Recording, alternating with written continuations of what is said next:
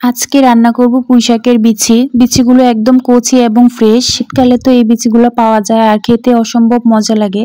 আগে আমার একদমই পছন্দ ছিল না বা আমি কখনো খেতাম না, জানি না কিভাবে খেতে হয়।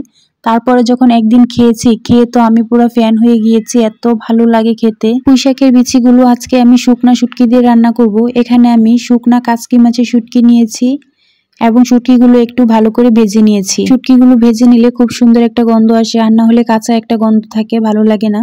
এখন আমি কড়াইতে পরিমাণ মতো তেল দিয়ে পেঁয়াজ রসুন একটু লবণ দিয়ে ভালো করে ভেজে নিচ্ছি। আর শুটকিগুলো ভেজে আমি ধুয়ে নিয়েছি এবং সেই শুটকিগুলো এখানে দিয়ে দিলাম। তেলের সাথে আমি শুটকিগুলো একটু ভালো করে ভেজে নেব, তাহলে খেতে ভালো লাগবে। এই বিচিটা আসলে যে কোনো শুটকি দিয়ে ভালো লাগে, ভেজা শুটকি দিয়েও খুব ভালো লাগে, বা এমনিতে নিরামিষ তেল দিয়ে পেঁয়াজ দিয়ে খেতেও ভালো লাগে। তো আমি শুটকিগুলো ভালো করে ভেজে তারপর বাকি মশলাগুলো দিয়ে দিব। এখন আমি একটু হলুদের গুঁড়া এবং একটু মরিচের গুঁড়া আর ধনিয়া গুঁড়া দিয়ে দিলাম। বেশ কিছুটা মরিচের গুঁড়া দিয়ে দিলাম, একটু ঝাল ঝাল হলে ভালো লাগবে, আর কাঁচা মরিচ তো দিবই। তো আসলে শুটকি তরকারিতে অন্য কোনো মশলা দিলে ভালো লাগে না, শুধু মরিচ হলুদ এগুলো দিলেই ভালো লাগে। তাও আমি একটু ধনিয়া দিয়ে দিলাম। এখন আমি মশলাগুলোর সাথে শুটকিটা ভালো করে ভেজে তারপরে একটু পানি দিয়ে কষিয়ে নিলাম। মশলাটা যত কষানো হবে খেতেও তত ভালো লাগবে, কালারটাও সুন্দর হবে। আসলে মশলা কষানোর মধ্যেই না রান্নার মজাটা আর কি লুকিয়ে থাকে। কি বলবো, যত কষানো হয় ততই খেতে ভালো লাগে। তো এখন আমার কষানো হয়ে গিয়েছে। আমি কিছু আলু কেটে রেখেছি কুচি কুচি করে, কারণ আমি বিচিটার সাথে আলু দিব।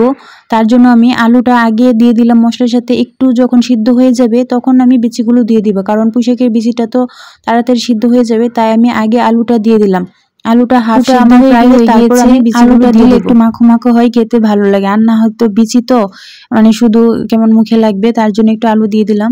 এই তো বিচিগুলো আমি আগে থেকেই কেটে বেছে ধুয়ে রেখেছিলাম, এখন বিচিগুলো দিয়ে দিলাম। দেখেন কি সুন্দর দেখতে, কি সুন্দর লাগছে, আর খেতে তো খুবই ভালো লেগেছে।